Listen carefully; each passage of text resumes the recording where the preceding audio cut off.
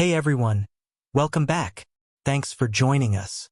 Today we've got a brand new story to share with you. So let's begin. Mark Anderson's corner office on the 32nd floor of Boston's financial district offered a breathtaking view of the city. A city he had helped shape with 15 years of experience in structural engineering. He had an eye for spotting weaknesses, whether in buildings or, as he was now realizing, in the foundation of his own life. Scrolling through Sarah's recent credit card statements, a pattern emerged: business lunches at upscale spots like Bastille Kitchen and L'Aspire.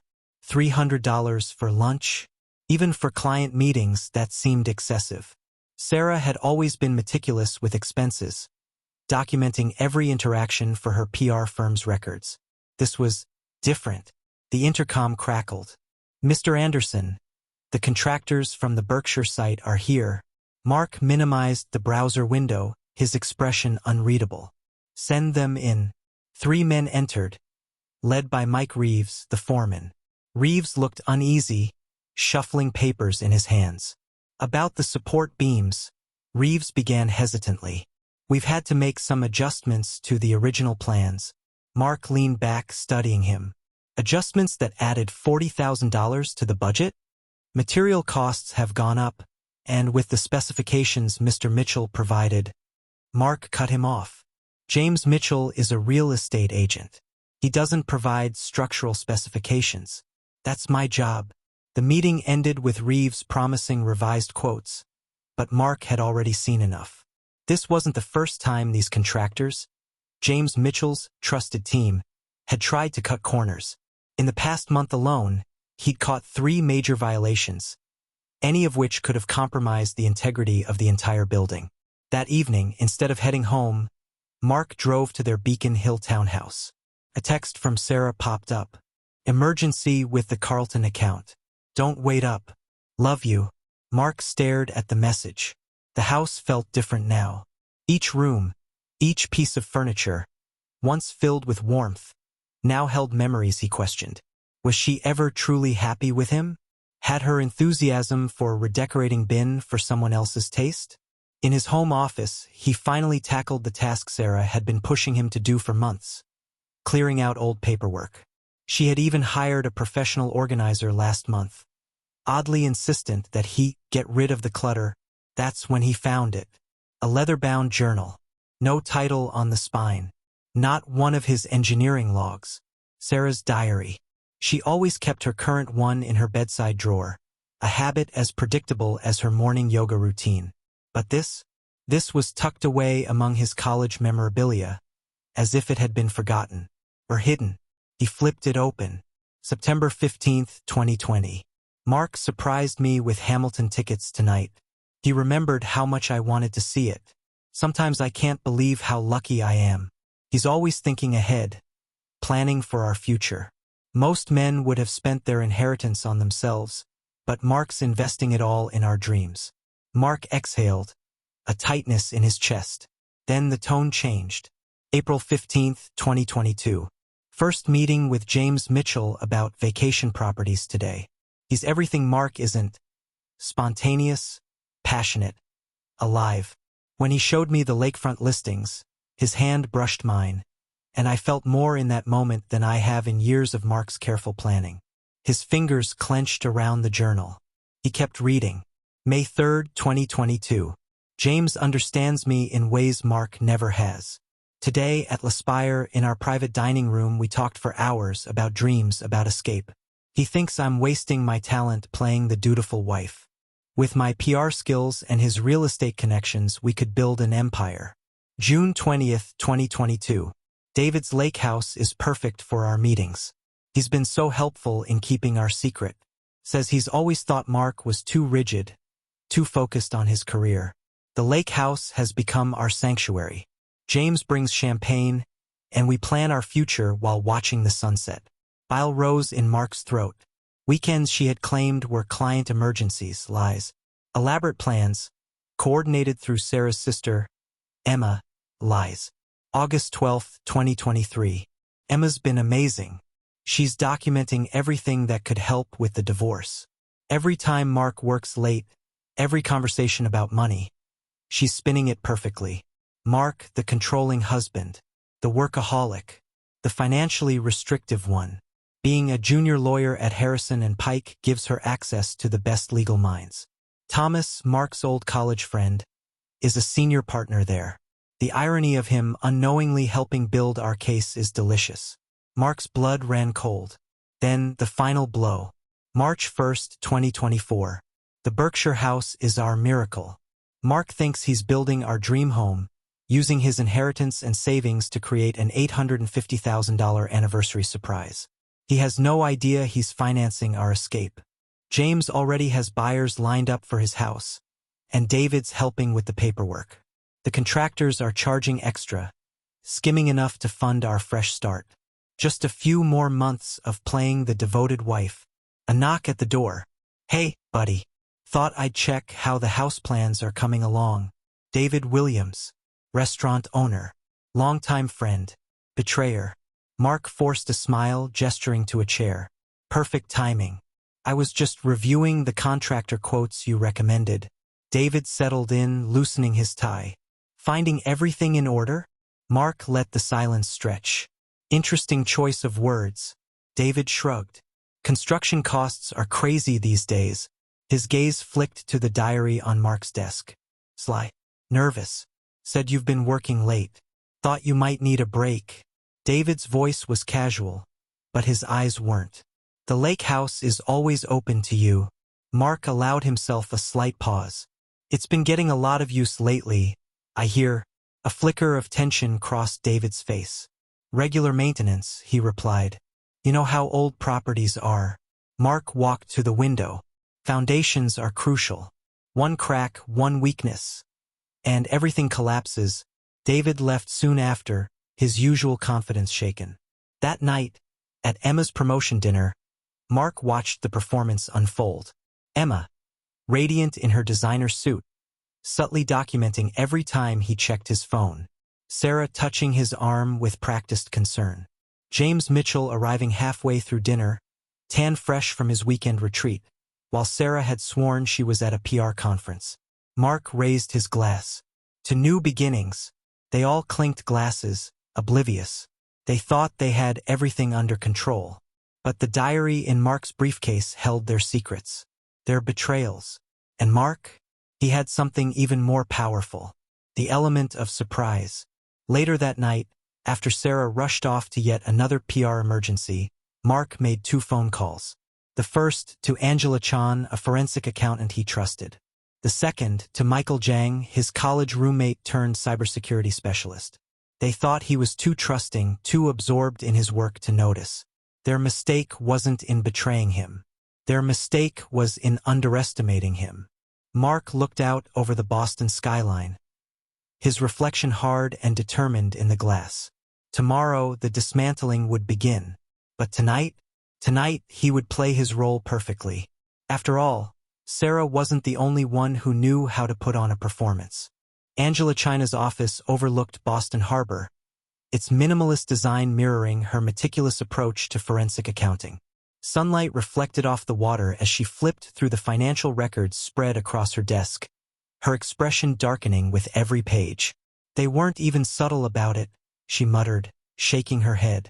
Mark sat across from her, his jaw tight. "What do you mean?" Angela slid a document toward him. "Your wife's been siphoning money, about $200,000 over the past 18 months, disguised as PR firm expenses. Take a look at these so-called event planning charges from David's restaurant." Mark leaned in, scanning the records, his stomach twisted. "She used David's restaurant as a front?" Angela nodded. "Every corporate event was just a cover to move money. Basic laundering, really. Honestly, I'm almost insulted by how obvious it is." Mark exhaled sharply. "Show me everything." Angela turned to her monitor and pulled up a detailed spreadsheet. "The money transfers are all under the reporting threshold, just enough to avoid triggering audits. The PR firm's books make it look legitimate: event planning, client entertainment, venue rentals. But when cross-referenced with David's restaurant records," she clicked through a few documents. No actual events, just paper trails and fake invoices.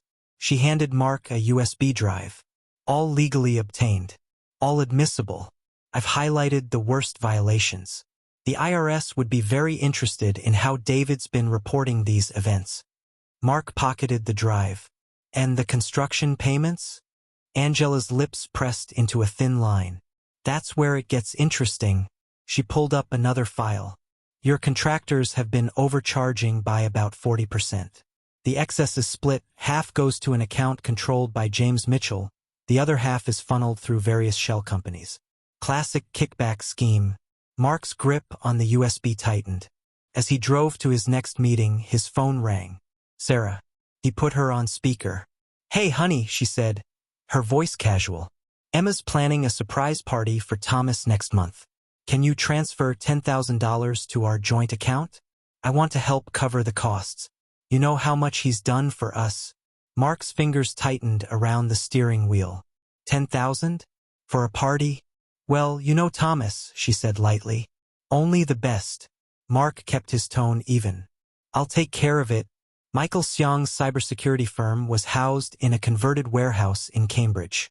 His old college roommate had gone from dorm room hacker to one of Boston's top digital security experts. You're not going to like what I found, Michael said, leading Mark to a secure room. On a large monitor, he pulled up a series of screenshots. Your wife's been busy. Separate email accounts, encrypted messaging, detailed documentation of your assets. He scrolled through files. She's been sharing everything with James, bank statements, investment portfolios, property valuations. They've got spreadsheets tracking your work schedule, travel patterns, even your gym routine. Mark's stomach churned. Show me. Michael clicked through more files. It's all here, emails, messages, shared documents. They've been planning this for nearly 2 years. Mark's hands clenched into fists. And Emma? Michael's smirk was predatory. That's the real prize. He opened another folder. Found these in Sarah's cloud storage. Emma's been building a case against you for months. Mark scanned the documents, incident reports, twisted versions of normal conversations, financial discussions manipulated to sound controlling. She's got witness statements from David about your aggressive behavior at his restaurant. Alleged arguments about money. Accusations of financial control. Michael looked at him. All carefully dated. Documented. Completely fabricated. Mark inhaled deeply, steadying himself. Can you access James's professional records? Michael's grin widened. Already did. Found some interesting communications with those contractors. Also, turns out he's been using his firm's client database to identify potential properties for their future business ventures. Mark's brows lifted. Illegal? Highly, Michael smirked. And everything is documented. Legally obtained, of course. Mark spent the next week compiling evidence. Meticulous reports detailing James's ethical violations, undervalued property comparisons, contractor kickbacks, and misuse of client data. Each allegation was backed by hard evidence. One morning, Sarah claimed she had a client crisis requiring immediate attention. Mark tracked her phone to David's lake house. Through the restaurant's security cameras, accessed legally through his part ownership, he watched David create fake event planning receipts. That afternoon, Mark sent anonymous reports to the State Real Estate Board and James's firm's ethics committee. He also filed a complaint with the State Contractors Board, exposing fraudulent construction practices. Emma made her move a week later, inviting him to lunch. Mark, she began, her tone laced with feigned concern. As your sister-in-law and a lawyer, I feel obligated to address some patterns I've noticed. Mark activated the recording app on his phone, perfectly legal in a public place. What patterns would those be? He asked, voice calm. There have been incidents, she continued carefully. Sarah's mentioned feeling financially restricted. And David, well, he's told me about some concerning behavior at his restaurant. Mark's lips twitched. Like the fabricated reports? Or the witness statements you've been collecting about events that never happened? Emma's polished demeanor cracked. I don't know what you're talking about. Mark pulled out a folder and slid it across the table. I think you do. I have copies of everything. Your reports, your communications with Sarah, your carefully crafted narrative. Emma's face paled. Those are privileged documents. Not when they contain fabricated evidence stored on shared cloud accounts. Mark's smile was cold. How do you think Harrison and Pike would react to proof that their newest junior partner is creating false evidence? Or better yet, how would the Bar Association feel about it? Emma's breath hitched. Her phone buzzed. Thomas's name flashed on the screen. Mark stood. He received copies this morning. He's probably reviewing them right now, deciding whether to protect you or his firm's reputation. He walked away, leaving her staring at the phone, her carefully constructed future crumbling around her. That evening, Sarah was unusually affectionate. You seem tense, honey. She traced a finger along his arm. The vacation house project getting to you? Mark watched as she subtly tapped out a message to James under the table. Just thinking about the future, he replied. Sarah smiled. Everything will work out perfectly. Trust me. Mark did trust her. He trusted her complete inability to imagine him as anything but the predictable, trusting husband she had married. Her fatal flaw wasn't her infidelity. It wasn't her greed. It was her absolute certainty that she was the cleverest person in the room. The next day, Thomas called an emergency meeting at Harrison and Pike. Emma sat in the conference room, her legal career disintegrating as senior partners reviewed her misconduct. This is a mistake, she insisted. Those documents are taken out of context. There is no context, Thomas interrupted. Where fabricating evidence is acceptable, the Bar Association had already been notified. James Mitchell wasn't faring any better. His firm's ethics committee had called him in for an emergency review. This is ridiculous, he blustered. I'm your top agent. Not anymore, his manager replied, sliding over his suspension papers. The state board is investigating. We're cutting ties. David's restaurant received notice of an IRS audit. His books wouldn't withstand scrutiny. And Sarah? She still believed her plan was flawless. She didn't realize that every move she made had been recorded. Every transaction tracked. Their game of deception was ending. But only one player knew the score. Mark sat in his office, reviewing Angela's final report.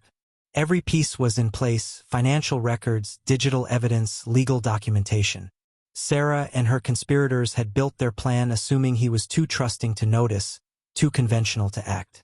They never considered that the same mind that found flaws in building designs might also see the weaknesses in their scheme. Their mistake wasn't just betrayal. Their mistake was underestimating the man they betrayed. Mark closed the report and picked up his phone. It was time for the final phase. Sarah wanted an escape plan. He'd give her one, just not the one she expected. The dismantling was complete. Now came the execution. Mark Anderson sat in his lawyer's office, Richard Holbrook's corner suite, offering a view of Boston's financial district, where this all began. The morning sun glinted off surrounding buildings as they reviewed the final documents. Everything's in place, Richard said, spreading papers across his mahogany desk. The timing has to be perfect. Walk me through it again. Richard pulled up several documents on his monitor. Your protected assets are secured. The trust your grandfather set up is ironclad. Sarah can't touch it. We've documented every instance of financial infidelity, including the $200,000 she siphoned through David's restaurant. The vacation property. Weijang is ready, Mark interjected. His investment firm specializes in quick, discreet real estate acquisitions. The paperwork, prepared. Once you give the word, we can close within hours. Mark nodded. And the foundation? The Phoenix Foundation, supporting survivors of financial infidelity. The articles of incorporation are filed. The press release is ready, emphasizing the anonymous donor's personal experience with spousal betrayal and financial fraud. Local media is already interested. They love these human interest stories. Richard pulled out another folder. The divorce papers are prepared. Want to review the note again? No need. Mark stood, straightening his suit. Time to end this. The next morning, Mark met Weijang at the property registration office. Sarah was at her PR firm's quarterly board meeting, the perfect alibi for what was about to happen. Mr. Anderson, We's handshake was firm, his smile knowing. The funds are ready for transfer. My clients appreciate discreet transactions. Within 2 hours, the Berkshire vacation home had new owners. The $100,000 profit landed in Mark's private account, while the foundation received an anonymous donation matching what would have been Sarah's share. Mark's phone buzzed. James Mitchell calling. He let it go to voicemail, imagining James's panic when he checked property records and found his escape plan vaporized. The next phase began at the State Real Estate Board. Mark watched from across the street as James emerged from their offices, face ashen. His firm had already cut ties, their reputation in Boston's luxury market too valuable to risk. Mr. Mitchell, a local reporter approached, camera rolling. Any comment on the allegations of ethical violations and fraud? James shoved past them, but the damage was done. By evening, his suspension was public knowledge. 10 years building his reputation in Boston's luxury real estate market, destroyed in a day. At David's restaurant, IRS agents conducted their audit. Mark watched through the security cameras, still accessible through his part ownership, as they questioned staff about non-existent events. Mr. Williams, one agent said, "Could you explain these payments for corporate events? We can't find any corresponding bookings." David's usual smooth confidence crumbled. There must be some mistake. Several $100,000 worth of mistakes. Sarah's carefully constructed exit strategy was unraveling, thread by thread. Her hidden funds were frozen pending investigation. Emma's legal career lay in ruins.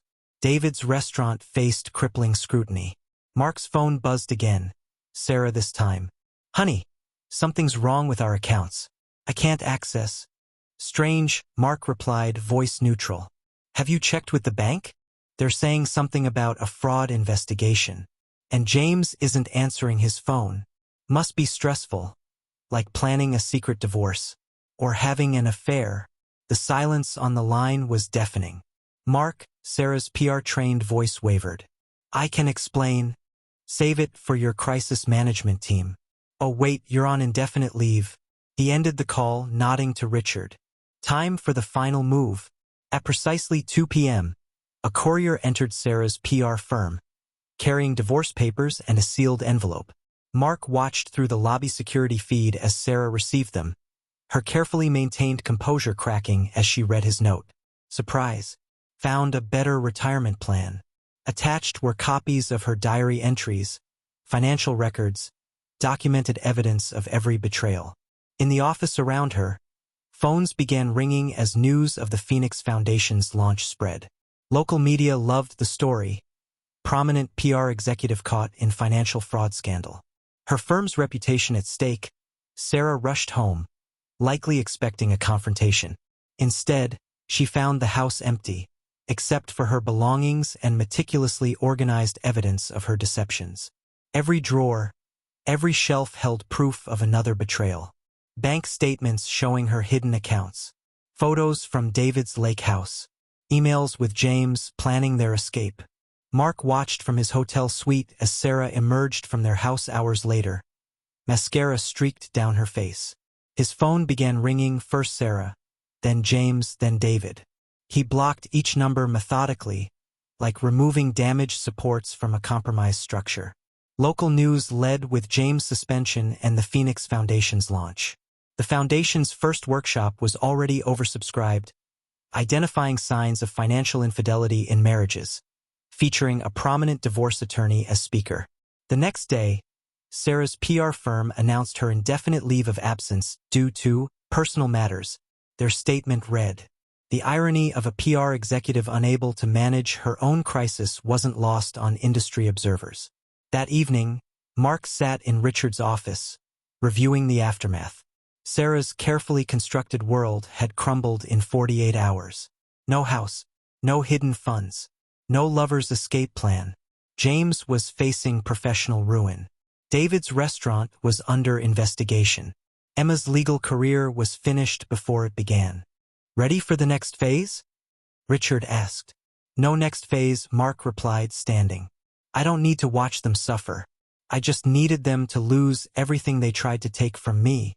He left their destroyed lives behind, their desperate calls and messages unanswered.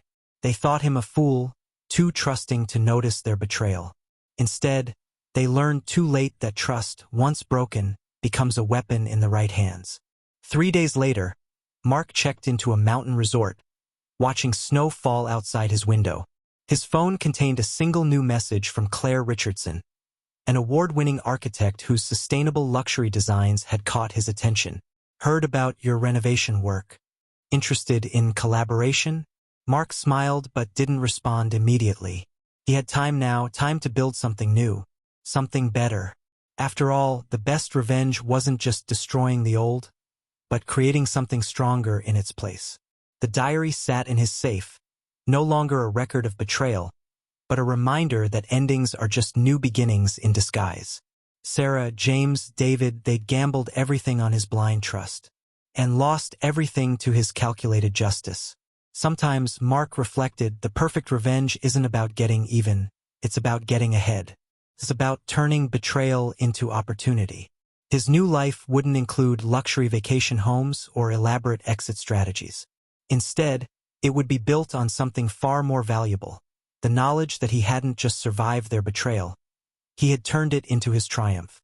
The great room of his mountain cabin offered a panoramic view of snow-capped peaks, the late autumn sun casting long shadows across his drafting table. The modest 3-bedroom structure bore little resemblance to the ostentatious Berkshire house that had nearly become his prison. Every beam, every angle, reflected his engineering expertise, not a showcase of wealth, but a testament to precision. "The integration of passive solar heating is remarkable," Claire Richardson said, studying the blueprints for their latest project. The award-winning architect had reached out 6 months ago, intrigued by his renovation work. Most engineers focus on structure without considering environmental impact, and most architects focus on aesthetics without considering structural integrity, Mark countered, earning a knowing smile from Claire. Their professional collaboration had evolved naturally, built on mutual respect and brutal honesty, a refreshing change from his past. A leather-bound diary sat in his office safe, not as a reminder of betrayal, but as insurance against any attempts at reputation rehabilitation. Sarah had already tried that, hiring a crisis management firm in Chicago to paint herself as the victim of a controlling husband. The diary's contents, combined with financial records, had shut that narrative down quickly. Sarah's move to Chicago had been less of an escape and more of a retreat. Once a rising star in crisis management for Fortune 500 companies, she had been reduced to handling social media for mid-tier businesses. The scandal followed her. Potential clients hesitated to hire a PR executive who couldn't manage her own public disgrace.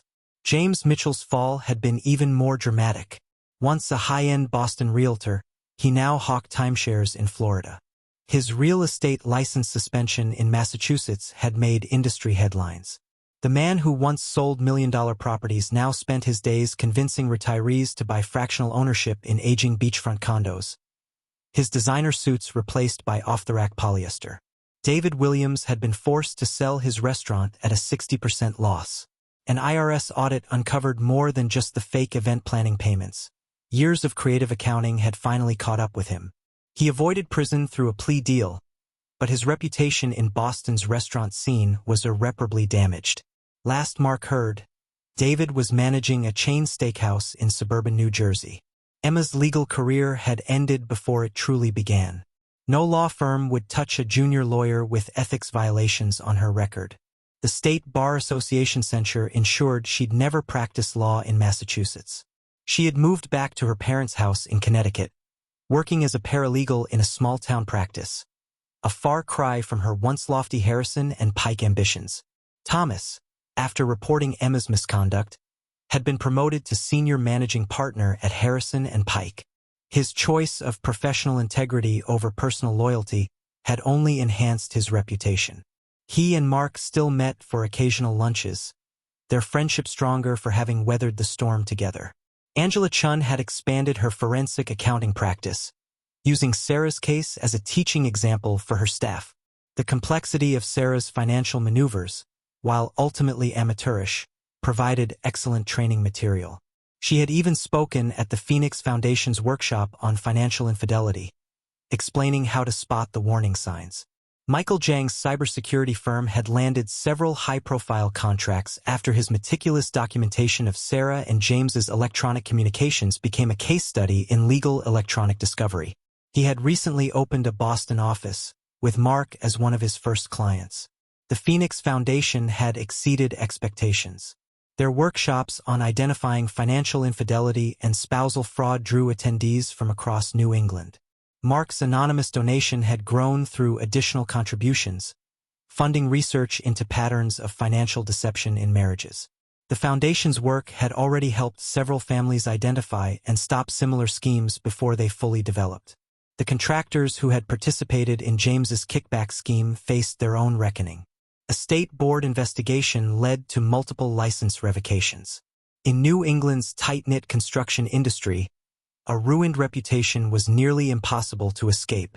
Mark's collaboration with Claire had produced 3 successful projects, each showcasing their shared commitment to sustainable luxury design. Their professional relationship had gradually evolved into something more personal, built on transparency and shared values. Unlike Sarah's calculated affection, Claire's straightforward nature found beauty in honesty rather than manipulation. The mountain cabin, though smaller than the Berkshire house, offered something far more valuable: peace. Its mortgage-free status reflected Mark's new philosophy. True security wasn't found in hidden accounts or elaborate escape plans, but in building something solid and sustainable. Looking out over the valley below, Mark reflected on the past year's transformations. Sarah, James, Emma, and David had gambled everything on their perfect escape plan, certain that their victim was too trusting to fight back. Instead, their betrayal had freed him. While they scattered across the country, trying to rebuild shattered lives and ruined reputations, he had built something new, a life anchored in honesty rather than deception. The diary remained in his safe, its pages a reminder that sometimes endings are disguised as beginnings. He hadn't just survived their betrayal. He had turned it into the foundation of something stronger. His new life wasn't built on escape plans or hidden agendas. It rested on something far more valuable: the knowledge that the best revenge isn't about destruction, but about creation. From his cabin's deck, the horizon stretched endlessly, clear, unmarred by lies or manipulation. He had learned that true wealth wasn't measured in square footage or account balances, but in the ability to sleep soundly, unburdened by deception. Sarah and her conspirators had tried to steal his future. Instead, they had given him something priceless: the chance to build a better one. Thanks for watching. If you enjoyed this video, don't forget to like, comment, and subscribe for more stories like this. See you next time.